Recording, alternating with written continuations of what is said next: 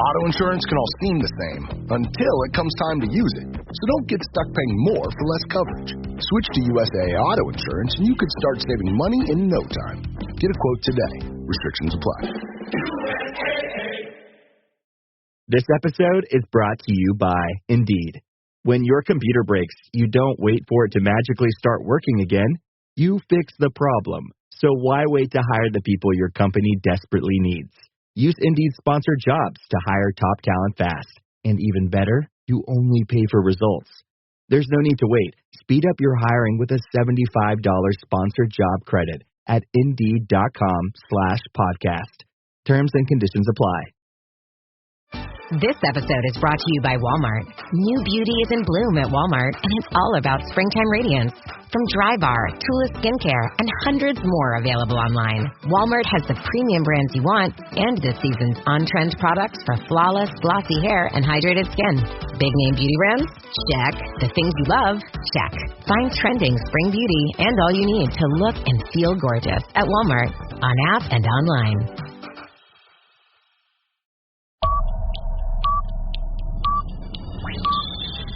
10, 9, 8, 7, 6, 5, 4, 3, 2, 1, 0.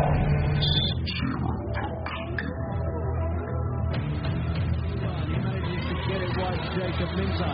Good job with the shot, and the Slough Jets have taken the lead on the power play.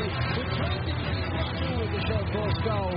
No need to save from Lorde, and Campbell finds himself in, and it's 3-1 to the Chelsea Chieftains.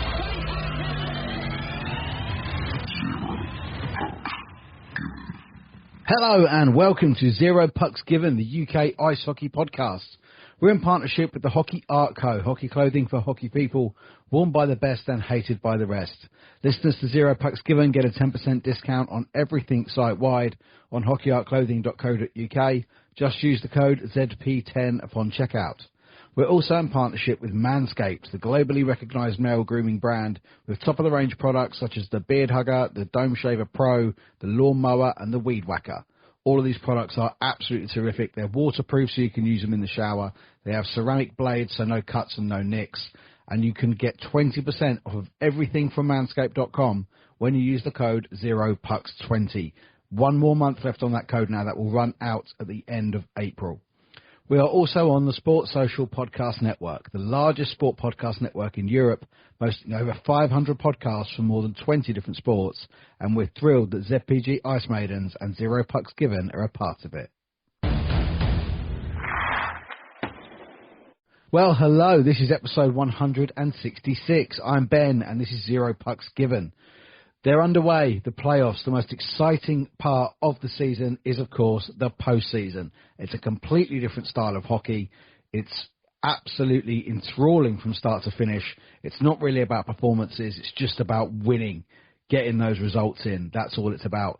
We are going to be starting in the quarterfinals. Of course, we had a little bit of a shake-up into the way that it's being done this year as we start the road to Sheffield, the road to the Steel City Showdown. Each team's the 8 teams that have qualified from the North Division, South Divisions in both 1 and 2. They will play their 2-legged quarterfinals. Some were 1-legged in the 2, but we'll touch on that later. Then 2-legged semi-finals, and then the finals are at Sheffield for the Steel City Showdown. Incredibly exciting stuff. We're going to start, though, with the Britton Division quarterfinals. Fortunately, there was no disciplinary issues from the last week of the league season, so no one was going to be missing the playoff quarterfinals through suspension.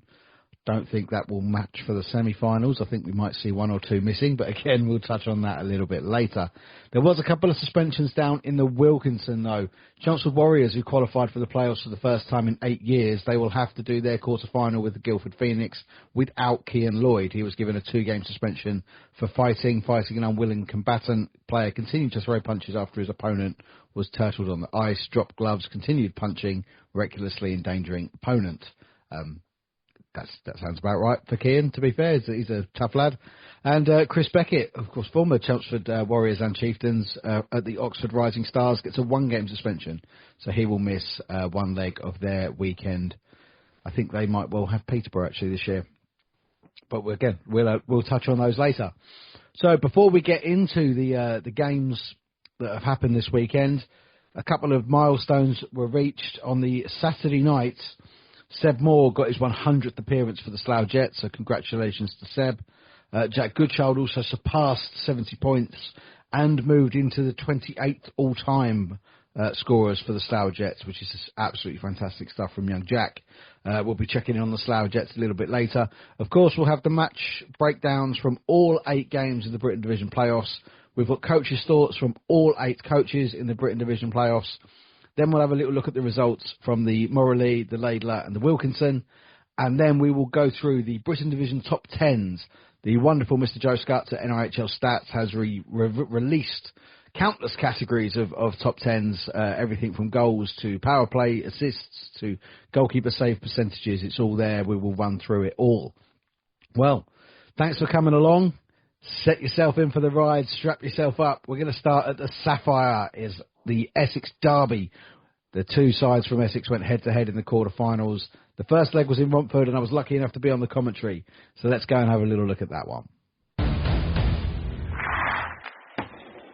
An absolutely packed crowd at the Sapphire, which was fantastic to see. A lot of Romford fans that hadn't made the trip to Milton Keynes had made their way to the Sapphire to support the second side, and a lot of Chelmsford fans had travelled up the A12 as well, making it an incredibly loud atmosphere. It's a fantastic view from the commentary gantry at Romford, right at the top of that stand. Really, you can see everything. It's a great atmosphere in that rink as well. It truly is my favourite away rink to visit. And it got underway. Chelmsford actually dominated the opening couple of exchanges, the first couple of shifts, no real chances, but Chieftains made they set up camp in the offensive zone. But Romford then really came back into it. And as they broke out, Romford started to have a little bit of time in the offensive zone. And when Eddie Wakeling dumped the puck towards goal, it bounced off of Lauday's pads and Donald Campbell picked it up, sort of deked off to his left and then tucked it in the virtually empty net on his way through. It was a proper playoff goal, a hopeful dump up towards the keeper and pick up the rebound. It's exactly what they're all about. And Romford really dominated that rest of that first period, and everything was kind of bouncing off Jordan Lauday and landing just in front, so they were quite lucky to actually go in at the break, only being 1-0 down. There was quite a lot of chances. As we went into the second period, I'm trying to go through the highlights of the game to actually find the moment that this happened, that I would say it was no more than 60 to 80 seconds into the second period that Romford broke away. They came down the ice with a 2-on-1. I think it was Muscallans who shifted it right to Shea Woolmore, who virtually had an open goal from the slot. And he just delayed for a half second. And that was enough for Jordan Lauday to get across and somehow make the most miraculous blind glove save as Shea Woolmore tried to sort of slip the puck right up into the top shelf. Lauday saved it, and I said in the commentary, I think that could be a turning point in the game. And as I've been a bit of a Mystic Meg this year, calling some rather random things that have ended up happening, I was absolutely spot on with it. Chelmsford sort of didn't go rushing straight back at them, which I thought was quite a clever way of doing it, because they could have found themselves getting picked off again with more 2-on-1s. They gradually sort of worked their way up through the ice, but the equalising goal actually came from a really long pass. As the play broke down behind the Chieftains' goal, Dylan Dix managed to shoot a pass straight up centre ice, where Cam Bartlett took it on the turn on the blue line, couple of steps in, and then rifled it into the top shelf, popping the bottle in the process as well, and making it 1-1 on 24-23. A few minutes later, power play for Chelmsford after Elliot Dervish was given 2 for interference. And the way they camped in there, it was brilliant to see the power play being set up like that. The movement of the puck was really, really, really quick, keeping that player on the point at all times, whether it be Grant Bartlett or Cam Bartlett. For this time, though, it was Dylan Dix. And when Ollie Baldock managed to shift the puck back across the blue line, Dix hit a one-timer and it flew through the crowd and past Van Mullums to make it 2-1 to Chelmsford just before the halfway mark. Sasha Maltsev then got a virtually identical goal to what Donald Campbell scored, but the build-up play was just absolutely astonishing for it between Grant Bartlett and Cam Bartlett.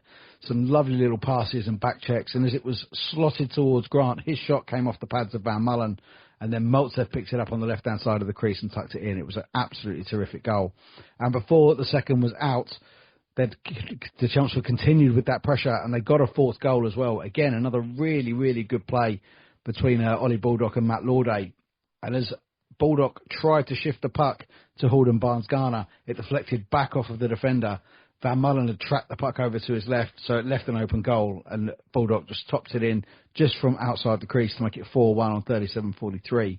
The third period had a really, really strange pace to it. It never really got going. You sensed that Chelmsford were happy with the 4-1 lead, but into the last minute, and Jure Huška, as he always does against Chelmsford, just manages to find a little square of space and fire one in the top corner from the left circle. It was a terrific finish, but it kind of then left the tie a little bit on a knife edge, just having that 2-goal gap. So after a few little bits of unsavoury behaviour, shall we say, there was a few words exchanged and a few bits of pushing and shoving. There was at one point where Chelmsford had a 5-minute power play that the Bucks did really well to kill, but at one point they had 4 players in the box, and as they come back out for the third, Niels Muscallans didn't return to the penalty box, and when he was asked to, apparently there was an obscene gesture or some misconduct, so he was actually removed from the game at the start of the third, which probably didn't help Romford's cause too much. But yeah, a couple of late penalties as well, a 2+2 for Grant Bartlett, leaving the Bucks on the power play for the final 40 seconds. So quite lucky in the end, actually, to get out there with the 2-goal lead for everyone headed back to the Riverside on Sunday night. And on the Sunday night then, it was always going to be a little bit of a feisty one. I think that was going to be the best way that Romford could possibly try and drag their way back into the game. And particularly with Sonny Phillips playing in goal tonight as well. He's a fiery character. He was a Chelmsford hero for a long, long time. And has always been the topic of a little bit of controversy whenever he goes back. But for the Bucks, it didn't start particularly well, as Chieftains actually grabbed the early lead when Barnes-Garner and Power assisted Ollie Baldock to make it 1-0 on 6:40. I said in commentary on Saturday night, that trio, I will actually have to look at the numbers and get the points out that trio have been involved in, because they have been so deadly for Chelmsford. Last year, it was Baldock, Barnes-Garner and Porter, and Mikey Power has just slotted straight into that little trio, which has been terrific. Just before the end of the first period, Chelmsford doubled their lead when Barnes-Garner and Grant Bartlett assisted, who for me was the absolute man of the match on Saturday night in Romford, Alexander Maltsev. Sasha was unreal. Up on that top line in the absence of Alan Lack, the link-up play between Maltsev and the Bartlett bros was absolutely fantastic to see. He's really, really come on towards the end of this season, and I think he could be the sort of player that takes this playoffs by the scruff of its neck and really forces Chelmsford through. Into the second period then, and Chelmsford made it 3-0 through Grant Bartlett, assisted by Cam on 24:47, before just after the halfway mark, Matt Lauday got an unassisted goal to make it 4-0. A few minutes later, the tie was dead and buried as Dan Fay assisted Liam Chong to make it 5-0 on 34:06. After Sam Russell was given 2 for tripping, Callum Bennett managed to pull one back for Romford on the power play. At the end of the second, all hell broke loose. There was some pushing on the boards, some words exchanged, some of which have been lip-read from certain videos, sounded rather unsavoury, but we'll see what Dopp says all about that. It ended up with Sonny Phillips getting a game penalty for misconduct, Dylan Dix getting a 2-minute penalty for instigator, plus a game penalty for fighting. Unlikely that we'll be seeing Dylan iced next week for the Chieftains, but we wait and see. And then into the third period, Cam Bartlett seriously put the tie to bed, making it 6-1 before Pascali pulled one back for Romford a minute from the end. It was an Essex derby. What can you say? An Essex derby in the playoffs was always going to be an entertaining game to watch. A massive thank you to the Romford Buccaneers for having me as part of the commentary team on Saturday night on their live stream. It's always a pleasure to be involved with the stream team at Romford, anywhere, but as well specifically at Romford. They treat me very well there. It was absolutely lovely to meet some of the guys before the game as well that I've not met yet, so that's always a good thing. But after the game, I think Chelmsford were probably the right side. In fact, they were definitely the right side. They were probably the best for 4 of the 6 periods at the very, very least over the 2 games. And after the game, and what is now the final game of the season for his Romford Buccaneers side, Jason Buckman gave his thoughts to the podcast. Yeah, I thought good couple of competitive playoff games at the weekend. Typical Essex derby feel about both games. Obviously with a bit of playoff hockey involved as well. Saturday, thought we were really, really good for 2 periods, especially the first period. Felt like we completely dominated them. Middle period, obviously they got their goals, and we got one towards the end of the game, which put the tie on a bit of a knife edge, I guess. Going into Sunday, we missed a golden opportunity. Well, Euro did early in the game. I think if he scores that, the whole game takes a different turn. Becomes a 1-goal tie. But again, that had a bit of everything that game. It was feisty at times. I thought both teams played pretty well. So disappointed to lose the game in the end. I thought for probably 3.5, 4 periods of the weekend, we certainly matched them, or were the better team. We knew going into that weekend, if we can close the Bartlett line down, they play 40 minutes a game, so it's a tough task to do that as well. If we shut them down, we give ourselves the best chance. But it wasn't to be, unfortunately. So we go into the summer and look forward to next season. And after 2 victorious legs, Chelmsford Chieftains now looking forward to that semi-final. Let's hear from their head coach, Lewis Clifford. Yeah, so quarterfinals of the playoffs. Obviously, we had the Essex derby there over 2 legs. Ultimately a successful weekend for us.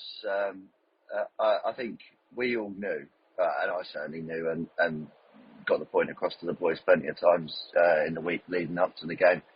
We all knew it was not going to be a walk in the park. This time last year we did have a quarter final that really became a bit of a farce, really, with the scoreline. And we knew that wouldn't be the case playing Romford. We haven't had one game against them this year that's been easy, where the scores got out of hand. And we knew that certainly wouldn't be the case when it comes to playoff hockey and everything tightening up. So, we went in there on Saturday. We didn't start well. I think our first period was our worst period. So, of the weekend, in fact, we just didn't look like we were ready to play playoff hockey. We were a bit slow out of the traps, a little bit flat. And we let them score first. And actually, it was so far away from us playing our hockey that it didn't take much, really. It just took a short, sharp, boys, what is this? Like, what are we? And we got back on track. And then really for the rest of the game, I thought we were very good in that first leg. The second goal right at the death did frustrate me because there was just no need for it. And going home with a 4-1 lead, obviously having no idea at this point what's going to happen on Sunday, would have been far more comfortable, obviously, than going home with a 2-goal lead. But it is what it is, and you deal with what you deal with. So we went back home Sunday, and I think we sort of just controlled the game, really. There was never a point, I didn't think, where it looked like Romford were going to get 2 goals ahead of us and beat us. And obviously, ultimately, we won 10-4 on aggregate. And there was a lot going on in the game. Some of it I felt was totally in context of the game. It was a playoff game where one team's 2 goals ahead, right? So you're going to do everything you can to try and get your team back in it. And I have no problem with any of that. Like, probably to be doing the same if roles were reversed, And then it just got like a little bit silly at the point. I felt that we knew we had to play again next weekend, and they probably knew that they didn't. Across the weekend, there was a lot of I'd say provocation with young players who are excellent players. Like, let's get that straight. Players that I really admire, wanting to push things to a certain point, and then when it gets to the time for big boy hockey, all of a sudden that they've had enough, and it doesn't really work like that, or it certainly never used to work like that. And the game's changed, and I know that, and I know when I moan about things like this, I sometimes sound like a bit of a dinosaur. I get it. It's not the same as when I used to play. It's not even the same as when I was coaching maybe 5, maybe 10 years ago. But it's the playoffs. You're playing for keeps. Someone's going home at the end of the weekend and not playing again for the rest of the year. And not anything goes because there's a rule book. But, if you're going to push things to a certain point, don't be surprised when they escalate, I think is what I'm trying to say. And there was quite a lot of that over the weekend, to be fair. And there are some real honest, solid, stand-up senior players on that Romford team who do play the game the right way every night, and they, you can almost see in their faces sometimes that they're like, what are these guys doing? But having said that, it's not about them. Okay, we won't see Romford again now till probably September at the earliest. So, it was great to see the boys coming together there for that weekend, getting the job done, and comprehensively in the end. It wasn't always comprehensive, and I'm not pretending that it was, but it was a comprehensive result come, 8 o'clock last night, whatever time it was, 8:30 last night. And we move on. I don't think there was any major shocks in the other games there.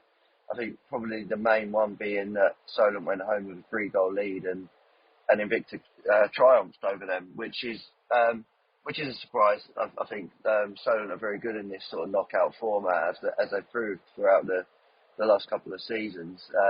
But fair play to Invicta. Obviously I don't know the details of the game, but to come from behind like that in a rink like that is actually phenomenal. So well done to them. And I think no surprise to anyone that Slough, overcame Cardiff and Streatham overcame Swindon. So we move on to Streatham this weekend. Obviously, it's their choice of home leg, so I'm assuming we'll be at home Saturday in their place on Sunday. We know what challenges that will present. We've been there very recently, a 2-legged knockout game against them, so we know exactly how that can go. Game plan certainly wouldn't be losing 6-1 on the home leg and trying to go away and win 6-0, because I think that's sort of once in a career thing rather than twice in the season thing. But, we know about Streatham. Haven't played them for a little while now, but neither of us will have any surprises for each other. So it's just about this week in practice, dialing in the way we want to play, getting that down and being ready to battle come next weekend. As always, just like to say thanks to our supporters who followed us across, down the A12 and back at home on Sunday. Just like when we played the league game in Romford last week, our fans must have outnumbered them 2-3 to 1 maybe. It was phenomenal, and the noise they're making is outstanding. And I know I say it every week, but really, we really, really are grateful for everything you do for us and the support you give us home and away. And I know we can rely on that the rest of the way this season. So thanks to everybody. Like I said, don't know what days we'll be playing where yet, but assuming we'll be back at home on Saturday. So we'll see you all there, and enjoy your week, guys. Nice weather, and we'll see you all at the weekend. Thank you. The High Road in Streatham saw the first leg of the Swindon Wildcats against Streatham Redhawks tie round the other way due to ice availability. Obviously, the Wildcats in the National League are at home on the Saturday, so they took precedence, meaning that this tie was kind of round the wrong way. But Streatham wasted no time in making sure that wasn't an issue, as Ethan Lane put them 1-0 up on 2-11. Danny Inglesby and James Warman on the assists. Just before as we went into the end of the final 5 minutes of that first period, that's where Streatham kind of made this tie set alight and really, really put it in their favour. Jared Lane and Thomas Skokan assisted Danny Inglesby to make it 2-0 on 16:49, before 30 seconds later, the dynamic duo, Thomas Beasley, Ziggy Beasley and Ryan Watt, assisted Luke Brittle to make it 3-0 on 17:20. Into the second period then, and Swindon got on the power play after Jordan Gregory was given 2 for boarding, and a lovely little moment as Ben Nethersell and Jan Costal Jr. assist Jan Costal Sr. to chance of there's only 2 Jan Costals on the High Road to make it 3-1 and perhaps make it slightly uncomfortable. Swindon obviously a really hard working side that are incredibly well drilled, so if they do want to sort of change the pace of a game, they have the ability within their roster to do that. But Streatham are obviously also very, very good at defending that sort of thing, so they kind of damped the flame that Swindon had sort of set fire to in that second period. And into the third, a short-handed goal after Ethan Lane and Danny Inglesby had both been given penalties for roughing. Jay Warren was also in the box for Swindon. So with the man disadvantage, it was the dynamic duo again, Watt and Beasley, as they assisted Harvey Stead, one of the NIHL Britain All-Stars, to make it 4-1 on 45-12 with a short-handed goal, giving the Redhawks a 3-goal lead as they head up to the Link Centre on the Sunday night. Well, Sunday night at the Link Centre was always going to be about the first goal, with a sort of a 3-goal advantage in there. The first goal going to Swindon could have made it quite an uncomfortable start to the evening, but only a minute and 10 into the game, it went to Streatham as Josh Ely-Newman and James Warman assisted Danny Ingoldsby. 13 minutes later on 14:24, Danny doubled the lead, getting his second goal of the night. Before it was made a little more uncomfortable when Swindon got 2 power play goals in the second period. Firstly, Ben Nethersell on 29:33 and then Jan Kostel Sr. on 37:28, really putting the period into Swindon's favour, going into the third, knowing that they could really have a good run at this Streatham side. But the experience and the confidence that they'd gained since obviously having that downturn of not winning the Cup and not winning the league, I think that Ben has got his boys really focused now on winning the playoffs, and they came back in that third period like the Streatham of old. Straight away, sort of 2 minutes into the start, Harvey Stead scored, make it 3-2. Then the last 10 minutes, they really took it away from Swindon as Danny Ingoldsby finished off his hat-trick and then bagged a fourth as well before Ziggy Beasley got into it. And then Danny Ingoldsby grabbed a fifth of the night as well. Ethan Lane finishing off in the final 60 seconds. A short-handed goal in there, one of those for Danny Ingoldsby. So really was like a riot really for the last 10 minutes for Streatham, something that they've been good at. They were on the penalty kill for quite a lot of that third period, second and third period as well. So they showing off all their penalty kill skills as well as short-handed scoring and even-handed scoring. And with the players like Danny Ingoldsby and Ziggy Beasley, as I'd said towards the end of the league season, they're coming into form just at the right time so that they can get their focus headed towards the Steel City Showdown. Well, after a really impressive season for Swindon, qualifying for the playoffs, they always knew it was going to be a tough time. Obviously, I had a really good chat with Ken Forshey last week on the podcast. But after the game, he gave his thoughts on the weekend's playoff fixture.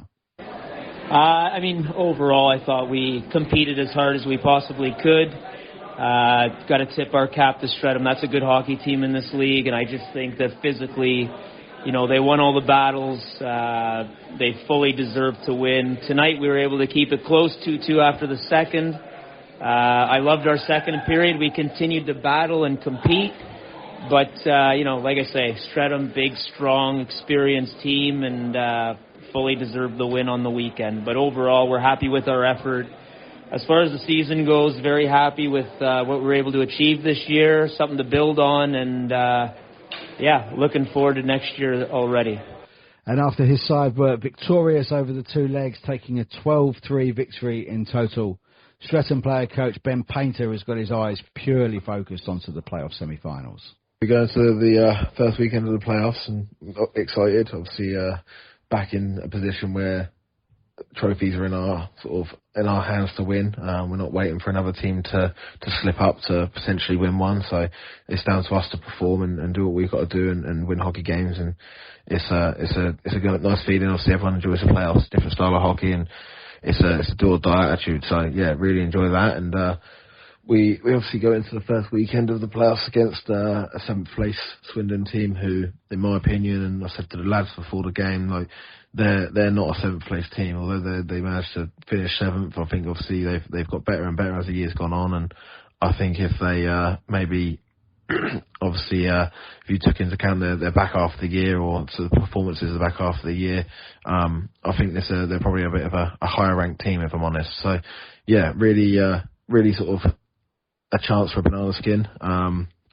They're a good team, well drilled. They're fit, they're fast, they're skillful. They're a really sort of good young team, and we knew that we had to be at our best to make sure that we were going to get something out of this weekend. So we know what their strengths are, we know what their weaknesses are, and we sort of try to tailor our game to suit that. We know they like to take the middle of the ice away, and they'd like to clog up the house and not give you much, and not in the sense of rebounds and tips and things like that. So we worked on that and made sure that was an emphasis of our game, how to sort of get around that. And yeah, I was really pleased. I think Saturday we started really well. We spoke about how it's probably the first playoff weekend for a lot of these lads at Swindon, so we wanted to really sort of use that and try and get them on the back foot and make sure we had a fast start with a physical weekend and finishing our hits and got stuck in. And to be fair, Swindon dealt with that quite well. I think they do battle. They don't shy away from it. And it was a good physical playoff weekend. We had a good start. I think we had a little bit of a lull in the second period. It wasn't our best period of the weekend.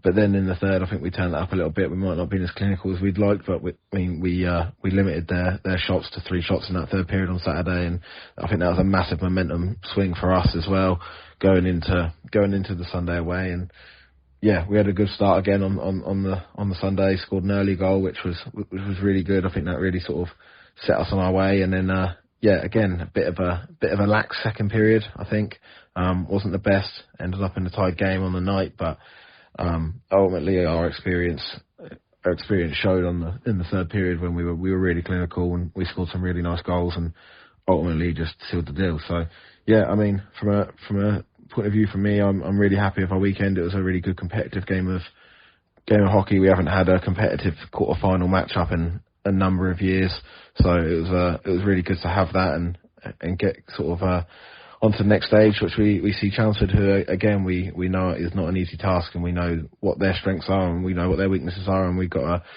manage that the best we can. And ultimately we've had some really good games with them this year, so hopefully this will be another really good semi-final for a semi-final in the playoffs. The champions, the Slough Jets, headed to the Vindico Arena for the first leg of their quarter-final as they faced the Cardiff Fire. They put the pressure on early and took the lead when Connor Redmond, the captain and the birthday boy, made it 1-0 on 7:49. Jacobs on the assist, both Minter and Soper. Just before the end of the second, Christian Moore doubled that lead to make it 2-0 and really sunk the ship of the Cardiff Fire at the start of the second when Jack Goodchild scored within just 37 seconds. He made it 4-0 on 24:47 with his second goal of the game. Jacob Minter again on the assist, his third of the evening, before netting his hat-trick on 33:58 to make it 5-0 to Slough. Seb Moore and Ollie Hemmings-Mayer on the assists there. Into the third, and Edward Cave-Humphrey made it 6 to put the tie well and truly out of Cardiff Fire's reach, before Ollie Hemmings-Mayer bagged a 7th on 56:07. A really good night for Jacob Minter with 3 assists, Ollie Hemmings-Mayer with 2 assists and a goal, totaling up to 49 points this year for Ollie Hemmings-Mayer in the regulation and post-season thus far. So a really good start for Slough's young side. I did speak with former Slough Jets DJ Alistair Gammond actually about how would they approach the Sunday night, not wanting injuries or suspensions. I'm assuming just as professionally as they did the league title winning game, but we go to the hangar on Sunday to wait and see. Well, the last time Cardiff Fire were in town, the nerves were palpable in the air. This time there was a sort of sense of calm, having already that 7-0 lead from the night before.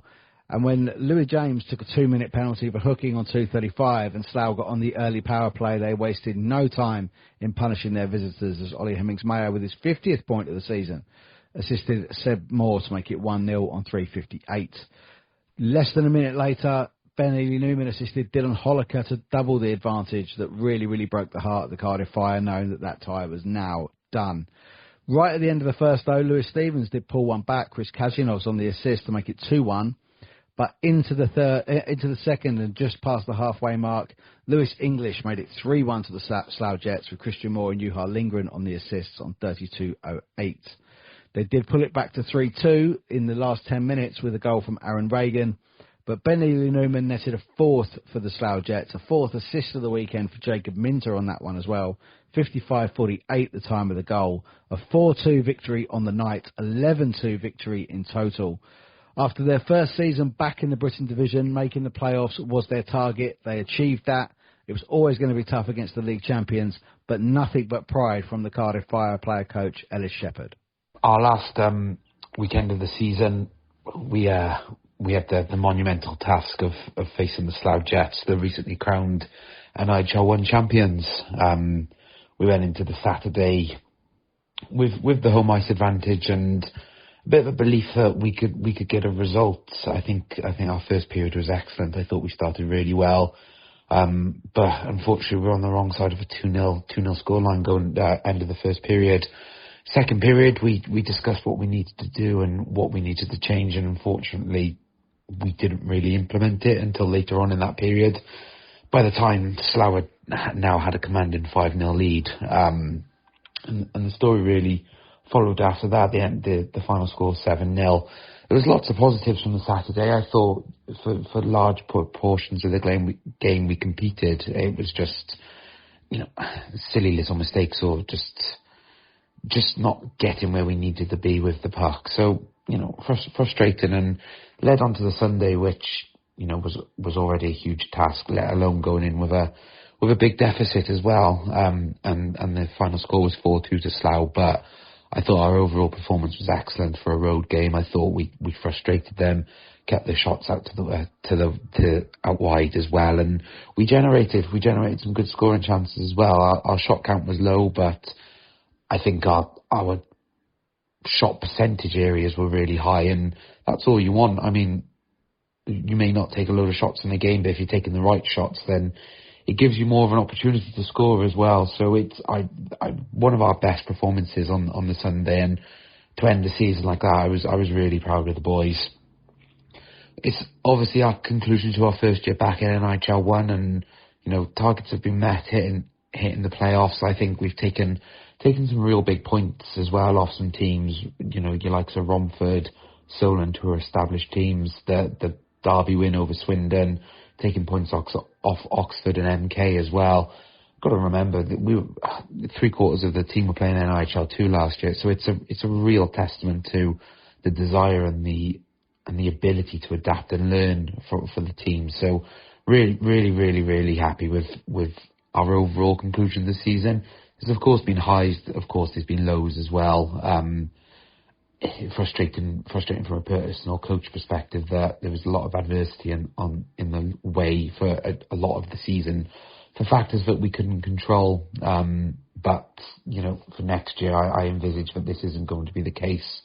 A lot of good work going on in the background already, ready for next season as well. Some real exciting plans, and if they unfold, I think Cardiff Fire will look different next year as well in a very good way. So yeah, that's my last coach's thoughts for the 24-25 season. Just want to thank you, Ben, as well, for all the time and effort you put into the podcast as well. Greatly appreciated, top man. Cheers. And after his side won the league title, celebrated, and now have come down to the playoffs, they got the job done exactly as they would have wanted done. And for their coach, Lucas Smittle, it's just about remaining focused. I thought this weekend was obviously good for us, and I'm happy with the way we've played and gave ourselves opportunity to advance the next round. But on the other hand, we need to focus for the next weekend, do our best to get as best as we can to get prepared for the weekend coming up, and obviously it's going to be a tough matchup against a tough team, who's I think is recently on a great form, and I think the whole team's quite excited about it, and can't wait to get back on the ice on the weekend and perform again. The final playoff quarter-final then saw 4th versus 5th. It was always going to be the most entertaining game of the weekend, hence we've saved it for last. The start at Invicta was a bit of a strange one. Both sides had early chances. Both sides had early power plays as well after Kane Russell sat for tripping on 3:57, but penalty was killed. Then Aaron Connolly sat for slashing on 10:16. Then there was a little bit of 5-on-3 when Dan Scott slapped for slashing, but Invicta managed to kill that off. Just before the end of the first period, though, the visitors took the lead when Liam Coleman and Mark Pitts assisted Jack Hoppers to make it 1-0 on 18:06. A second period where both sides almost cancelled each other out as they were moving sort of through the game, even on shots as well. 12 shots each in that second period, but neither goalie beaten. Into the third, and 9 minutes into that third period, Alex Murray went unassisted and made it 2-0 to the Solent Devils. And a couple of minutes later, Kane Russell got himself on the score sheet on the power play after Dylan Worthy was given a 2-minute penalty for delay of game. That Solent Devils power play is so deadly, and it certainly proved so this time as Mark Pitts and Liam Coleman got on the assist for Kane Russell on 51:37. Going back home with a 3-0 victory away from home was certainly a shot in the arm of confidence for the Solent Devils, but if we know anything about this sport, anything is possible, especially in that rink in Gosport. So we all head down there on Sunday to see exactly how it's going to play out. And it played out pretty much exactly the same. The away side were having the best of the chances in the first period, though, and outshot their host by 17-10. Did actually have to kill off a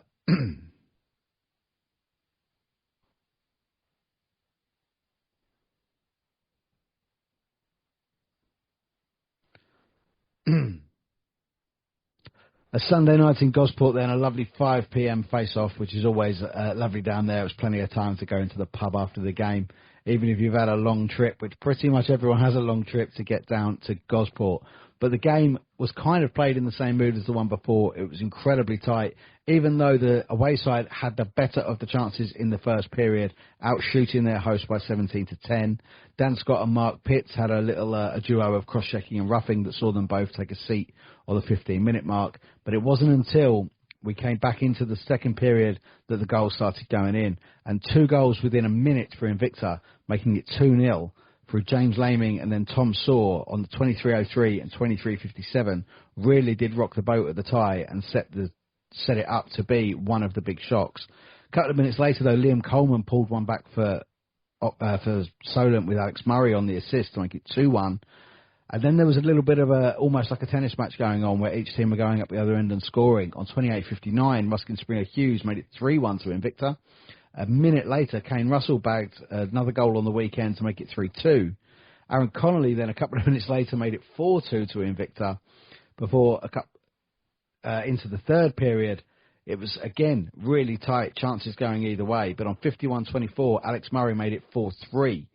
Invicta then know they only have 9 minutes and they do need a couple of goals, and they got them. On 54:54, Aaron Connolly went unassisted and made it 5-3. Before, in 58:34, just a minute and 26 seconds from the end of the game, James Laming assisted Richard Harris to make it 6-3, so 6-6 overall.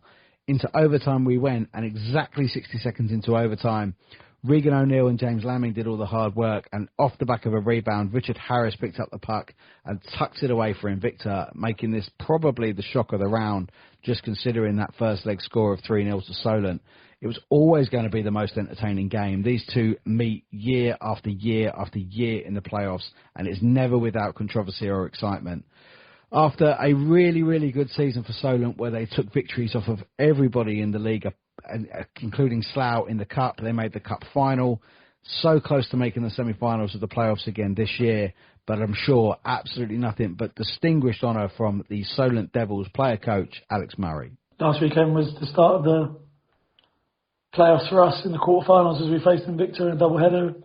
And after making the final the last 2 years, we kind of were hoping to, push on again. And Saturday, we travelled to Invicta. We knew it would be a tough game. They came out pretty hard and fast. But I think once we rode that original wave of pressure, which was considerable from them, they were pretty aggressive at the blocks.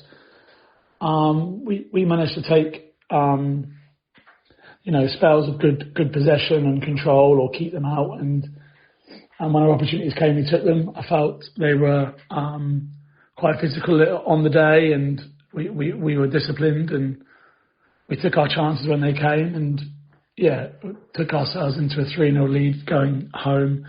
Aaron had a hell of a game, but I felt like in spells we played okay. They had their spells, of course, of dominance in their rink, and that was natural. Aaron played well in those moments. But when we had a referee make some calls on some plays, we were able to gain some momentum and put the puck in the net. And going home 3-0 up, I think we weren't.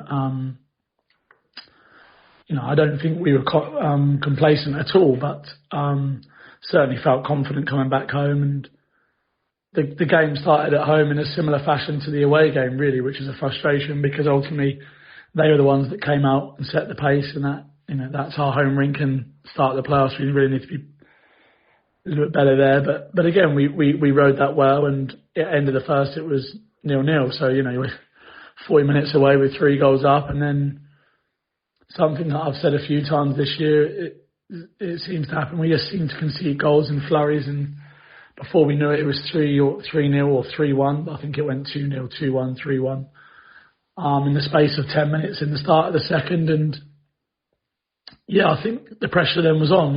Their crowd was loud. They were riding on the wave of momentum, and 3-1 became 4-2 quite quickly, but still, slightly in control there. And going into the third, I think once we scored to make it 4-3, I think with about, I want to say 6 to 8 minutes left,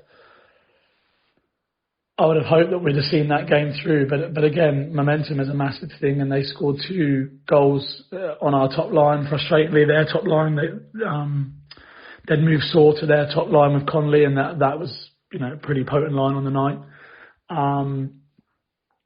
And they got 2 goals in the last minute or two. I think Harris with a play where there's 3 devils around him, and it doesn't happen, if you know what I mean, regularly. It's just a guy working hard for the puck, and you get some bounces sometimes that way. Into overtime, I think we had the best chance to start with in overtime. I thought it actually went in. I'm waiting to see the footage, but Liam had a short side shot, and I'm sure it went over the line. Maybe not. Of course, the referee didn't give it, and they came down the other end and scored, and that was it. That's all she wrote. 7-3 loss at home overall. 7-6 on aggregate is a very bitter pill to swallow, but yeah, I think overall now the dust is settled. We're a day further ahead. It's a time for reflection. We're a new team this year. We've got a lot of new faces, young faces, and we've had a great year again. It's been one, of being so close in some capacity. If you look at the cup final this year, and the quarterfinal against Invicta was always going to be hard. I think they were the team that moved into the quarterfinals with momentum, and that showed last year when we played them. We were the ones that had momentum, and that showed. So credit to Karna's team. Additional credit to Nikolai and goal. I've known Nikolai for a while now, and we train and play regularly together in another form of hockey. So it was lovely to see him getting a chance, and played amazing over the 2 legs. So congratulations to Carl and the Invicta Dynamo's team. They, I think deserve to win and go through. As for us, we dust ourselves off. We've got a few weeks longer now in terms of our summer. We've got Chico's testimonial to look forward to. We've got our end of season presentation where we can spend some time with our fans. They've been incredible this year. All the way to the bitter end there. They stand by us, and they're such an incredible bunch. They follow us around the south. They give us so much support and energy, and we wouldn't be the club that we are without them. And my team, my team of volunteers and team of players who are also volunteers. It's been such a great year. It's just a bit of a frustration it's ended like that, but these things happen. So thank you to everyone. It's been a great year. Ben, a special thank you to you. It's been another year of great coverage, and I think you've gone up another level in terms of the exposure that this league has had on your podcast, and I can't thank you enough. I can't thank our fan base enough, my team enough, and good luck to the 4 teams that have made it through, and I hope everyone enjoys their summer. And after his side had a few things to deal with before this tie that didn't quite go in their favour, although the tie went in their favour in the end, it was a very thoughtful Carl Lennon who gave an awful lot of thoughts to Zero Pucks Given. Yeah, wow. What a weekend. I guess in preparation for the game, we learnt early in the week that we wouldn't have Louis White available. He hadn't played enough fixtures to be playoff eligible, and the league would not give special dispensation. I mean, I thought we had pretty valid grounds, bearing in mind we had very few fixtures in February and March that he could play in, considering the January deadline that he signed before. And that was disappointing for him and for us as well too. And then on the Thursday night before the weekend, we had Brad back out for his first practice since the Streatham home game that he was crucial in us winning. And he lasted about 15 minutes before we realised that he wouldn't be ready for the weekend, and that we'd need, of course, our young lad Nikolai to step in and play the match. And he didn't disappoint. He was fantastic across the weekend, and I'll spare some words to him in a moment. But we went into the game on Saturday still with confidence and belief that we could get get the job done across the weekend. And on Saturday, we started well. We had good intensity throughout the whole of the first period, and we had, I think, more scoring chances than they did, but they just picked one up.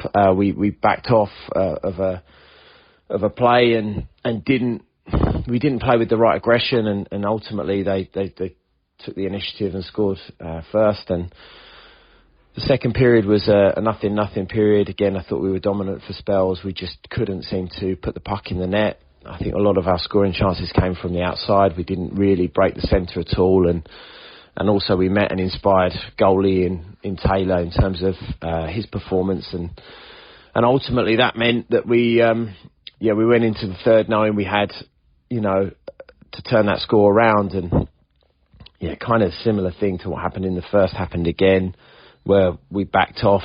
I think it was Alex Murray who carried the puck down the right wing and put it in on the near side, and it was just frustrating because we'd played so well for large spells of the game, and we didn't really have any reward as a result of that. And then at the end they picked up a power play goal, and I guess probably felt quite confident and comfortable that they'd come away with a result where I don't necessarily think that we played that bad, actually. And life's not always fair, I guess, on that part. But the boys still had a confidence on the performance from Saturday. They believed that they could dominate Solent, and it was just a matter of breaking that open space in the middle and making sure that we just weren't taking shots from impossible angles. And so Sunday came along, and there was no question the boys were super focused on the task at hand. And again, I think in the first period we started really, really well. We were super physical, and we played on the front foot the whole period. And again, we just couldn't sort of seem to break through. But there were, I think, at least some signs for us that we felt we were getting into better spaces than we had done on the night before, and that if we maintained that momentum, that we could have some joy. And what we'd done before the game is we said to the guys, a 3-0 loss on the night before meant that just 3 period wins, you'd be back in the game. And after the first, we knew then that we'd have to win 1 by 2. And thankfully we managed to do that in the second. We got a goal fairly early on, followed that one up closely with the second, and had that 2-goal margin. And annoyingly, we sort of got into a little bit of a back and forth then. We scored, they scored on the next shift, and we scored again, they scored on the next shift, and we didn't need to get into that sort of we score, you score kind of situation. And thankfully, we managed to score just before the close of the period, and then hold on to that 2-goal lead going into the third, which for me was always going to be vital.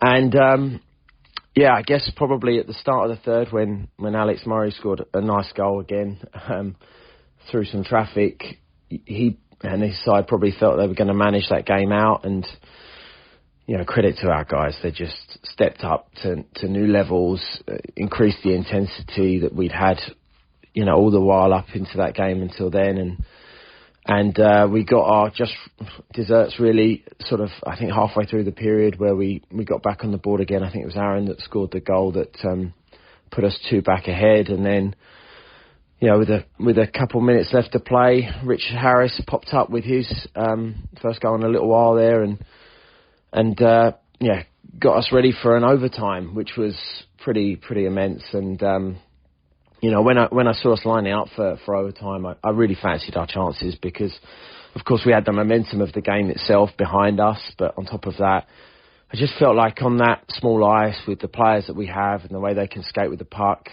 it was just going to be a good night for us. And the first shift was pretty sort of even. I think everybody was kind of feeling each other out on how they would approach it. And then the second shift came along, and Regan O'Neill picked up that puck on the left wing and carried it through, had a shot, got a rebound and put it away, and that was that. And it was a pretty electric finish to the game. It was a pretty electric game, generally speaking, and both teams sort of really put on a very strong display of hockey this weekend. And I think the one thing that was really evident for me on Sunday was our fans, who were just insane. You know, they were amazing from start to finish. They were amazing, you know, across the weekend, but especially on Sunday. It was like it was a home game. And, of course, you walked through your fans at that game in that rink, and you could feel it as you walked past them. It was special. And, yeah, the guys fed off of that, and it was a great celebration afterwards, and the boys were pretty epic across the weekend, really, and I was dead proud that we managed to pull that back. So we obviously now know that we face Slough, a completely different proposition from Solent, so we'll have to prepare for that and see if we can get some players back into the lineup. And of course I have to make a special mention to young Nikolai, who I was incredibly proud of anyway before this weekend, let alone the performances and heroics that he put in across the two games. I mean, he was fantastic on Saturday and he was fantastic again on Sunday. And, what a way to play your first playoff weekend with a club. And, so I'm dead chuffed for him, and, I was dead chuffed for the team. And now we look ahead to next week and look forward to those two semi-final games.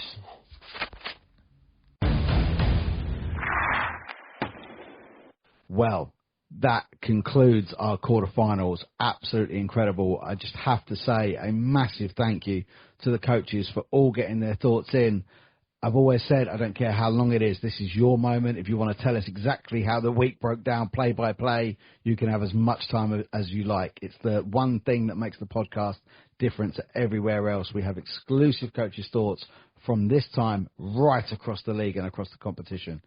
You know, we've now got a full house of coaches' thoughts, which is absolutely terrific. So a massive, massive thank you to Lewis Clifford, to Jason Buckman, to Lucas Smithall, to Ellis Shepherd, to Alex Murray, to Carl Lennon, to Ben Painter, and to Ken Forshee. Guys, thank you so much for all of your input across the season. It's absolutely invaluable, and I'm so grateful that you give up some of your time for the podcast when it's already the busiest life ever, being a hockey player and a hockey coach, and some of you doing that both.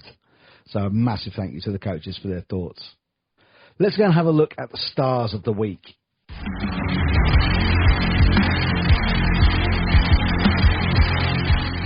The stars of the week this week then from the Britton Division as we enter that postseason and the playoffs, the road to the Steel City Showdown. Coming in third star of the week, a D-man that's always up near the top of the stats, especially when it comes to power play stuff as well. No goals, but he managed to get 4 assists at really vital times for really vital goals this week. Third star of the week is Slough Jets' Jacob Minter. The second star of the week then, we're also staying in Slough. A really, really incredible weekend for this guy. A hat-trick on the Saturday night, involved in a lot of the gameplay on Sunday night as well, although I'm sure he was trying to get a little bit of a rest up as we go into the semi-finals next week. The second star of the week is Slough Jets' Jack Goodchild. And the star of the week this week, bagging himself 6 goals over the weekend and including 1 assist, it's Streatham Redhawks' Danny Ingoldsby.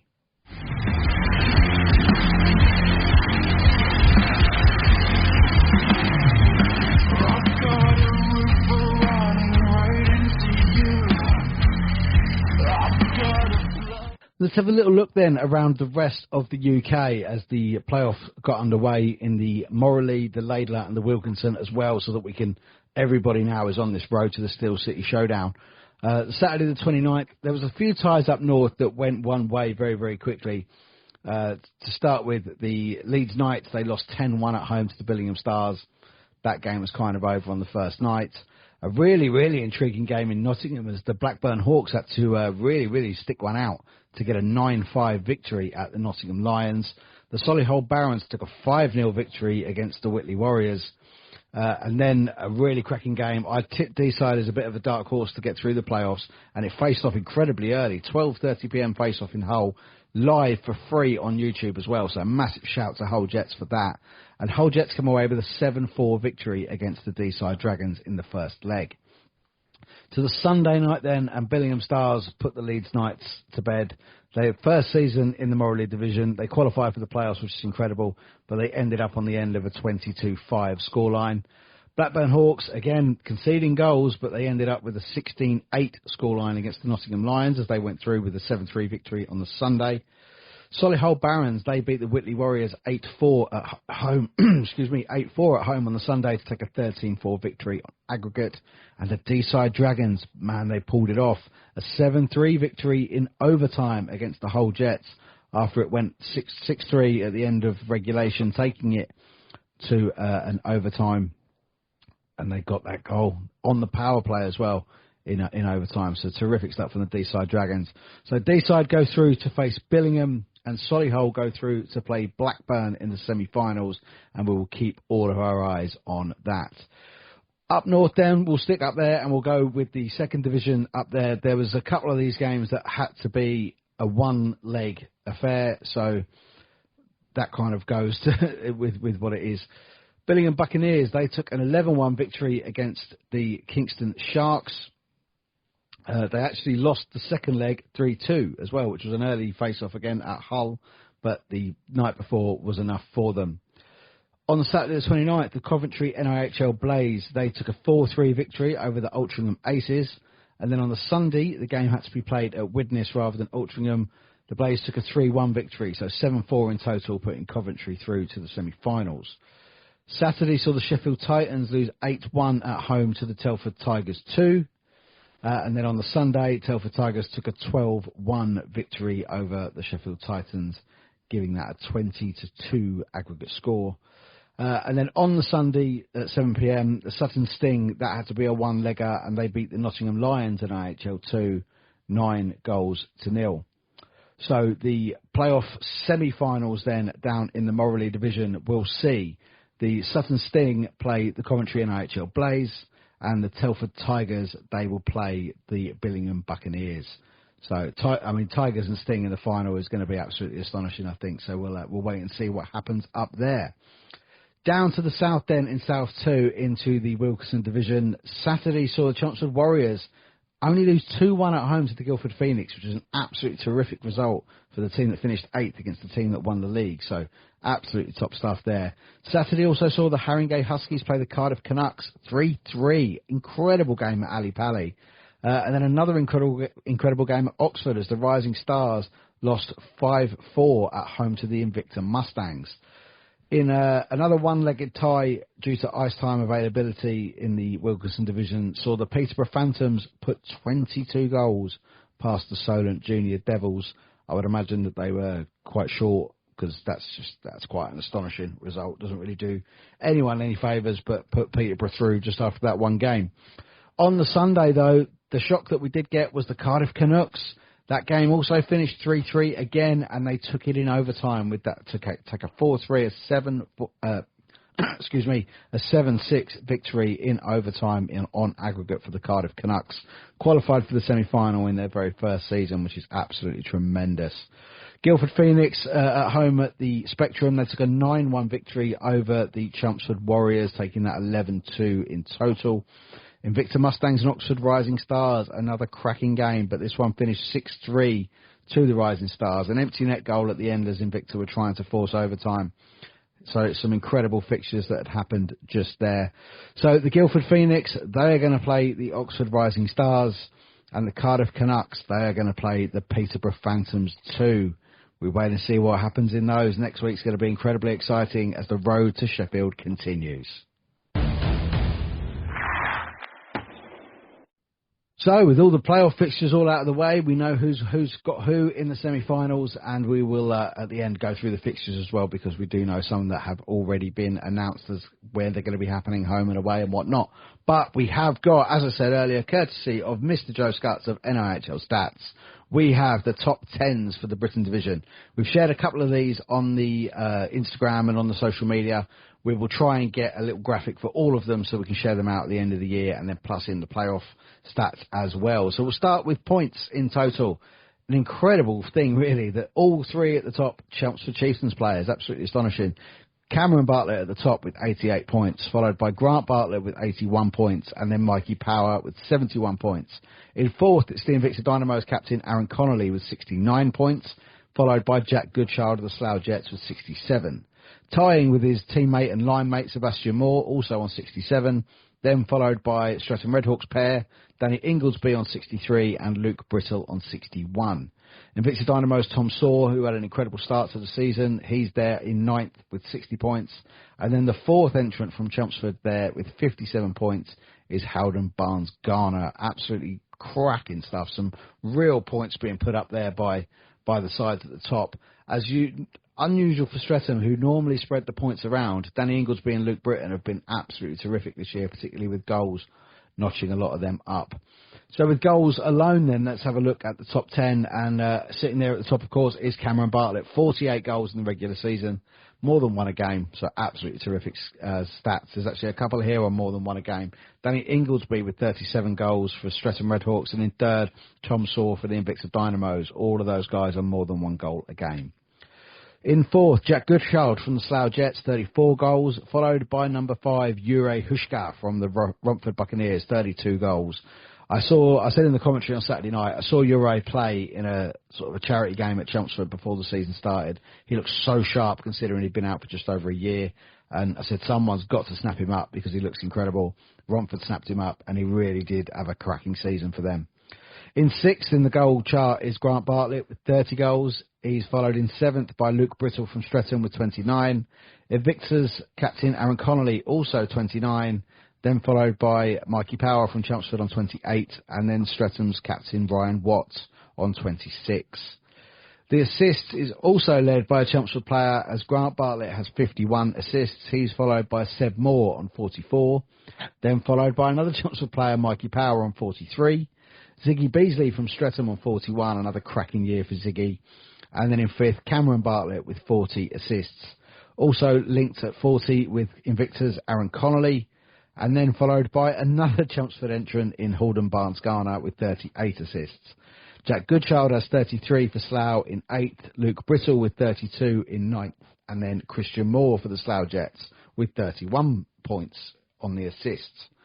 The top scoring D-men. Always a good one to look at because it's vital for a lot of teams if you can have a D-man that can put up some points. And this is total points as well. Solent Devils Alex Murray putting up 43 points this season. Will he ever stop? Will he ever slow down? We don't think so. In second, then, of course, off the NIHL All-Star list, Streatham's Harvey Stead, 37 points.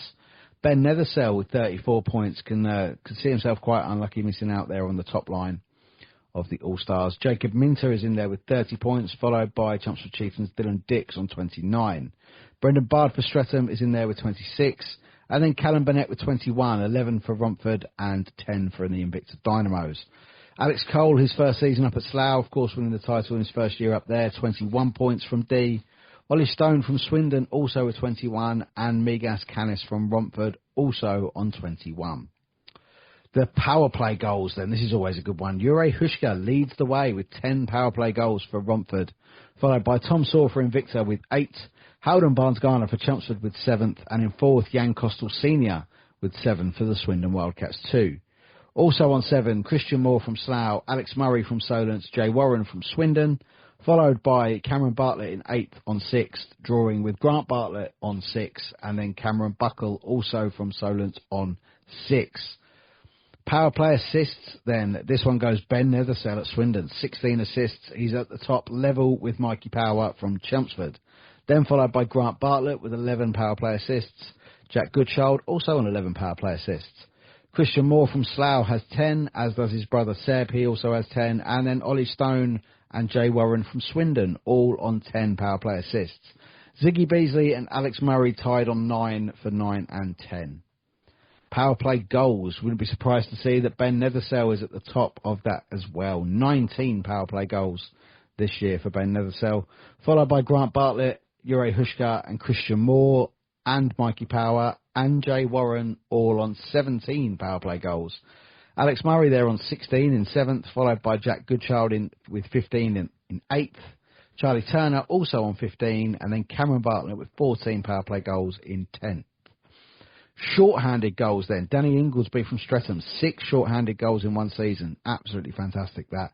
Dylan Holliker from Slough netting 4 short-handed goals. On the penalty kill, he's been absolutely astonishing this year, and he is that one that does break away and tuck away those short-handed goals. Mikey Power with 3 short-handed goals for Chelmsford. Also Mad Stone for Invicta with 3. And then there are 6 players tied on 2. Ollie Baldock, Siggy Beasley, Harvey Briggs, Liam Coleman for Solent and for Swindon, Ollie Hemmingsmayer and Juha Lindgren, all with 2 short-handed goals. So, if you wouldn't want to go through, because there is 16, I think there's 24 categories of these top 10s. We've put a few on social media. If you want to see them all, head to the NIHL Stats website, go to the box scores section, and then right at the bottom of that page, you will find the South 1 top 10s. In fact, any division that you follow in the NIHL structure, you will find the top 10s there. Once again, a massive thank you to NIHL Stats Joe Scutts for collating all of those details and getting them all out for everybody. Right, the fixtures for next week then. There's a couple that we do know. We know that Chelmsford Chieftains and Streatham Redhawks, they will go head-to-head on the 5th and 6th. The Saturday night will be at the Riverside in Chelmsford, a 5:30 face-off before they head back to the High Road in Streatham for the second leg on Sunday. Face-off time to be confirmed. Slough Jets, they will head to Invicta on the Saturday night before coming back to the Hangar on Sunday. After the end of this weekend, we will know exactly who is going to the Steel City Showdown. Absolutely mind-blowing. This is such an exciting way of doing the playoffs. Really, really am enjoying it. If you are heading to Sheffield, if you have your ticket already and you're going to the Steel City Showdown, have a little look at the link that's down in the description of this episode, and you will find the link to go and get your very own Steel City Showdown merch. There's beanie hats, there's pucks, I think there's a couple of, I think it's key rings as well, maybe. There's like a bundle that you can get as well, where there's a good online discount, so you can get yourself all set up with Steel City Showdown merch before we all head up to Sheffield. Well, thank you so much for listening. A ram-packed episode of so many games, so many results, so many goals, so many incredible shocks. Once again, a massive thank you to the coaches for all getting their thoughts in. Really is really good to have them. It just, as I said, makes the podcast just a little bit more special because it's the only one in the world that has coaches' thoughts from across the division that we cover. And I'm absolutely so grateful that we can say that. I am speaking to Chelmsford Chieftains about hopefully doing something this Saturday night for people that can't make the game, providing that the game sells out, because we do want to get it out there to as many people as possible, because we know it's going to be a really, really busy one. So I'm waiting to hear from that, and if that comes off, I will let you all know.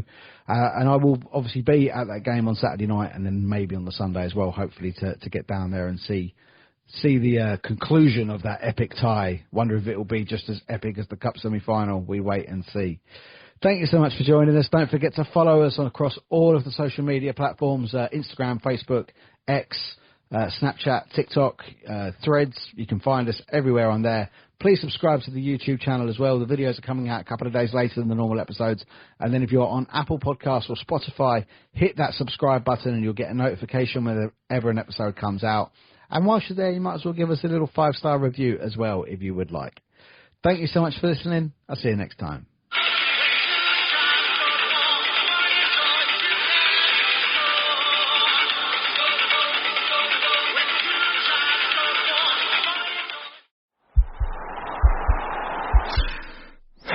This podcast is part of the Sports Social Podcast Network.